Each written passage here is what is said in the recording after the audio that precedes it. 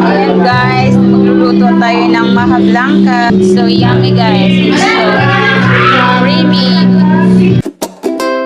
So sa pagluluto nito guys, kailangan mo munang ihalo lahat ng wet ingredients bago mo ilagay yung cornstarch. So ilalagay ko sa screen kung ano yung mga ingredients.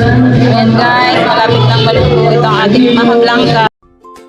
So bago pa yan maluto guys, dapat meron ka nang nakahanda ng mga lagayan at dapat meron ka rin katuwang sa pagbuhat niyan para ikaw naman ay maglalagay ng maha sa mga lagayan. Para malaman nyo kung luto na ang maha blanca, dapat sticky na siya. Saka nyo ahunin.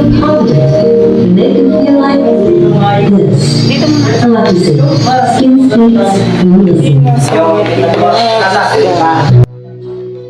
So dito guys, kailangan mong bilisan yung paglagay ng mga maha sa lagayan para mahabol mo yung paglat na ibabaw ng maha nyo para mas madali siyang i-flat. Kasi pag medyo lumamig na siya, mahirap na siyang i-flatten sa mga hulmahan nyo o lagayan nyo.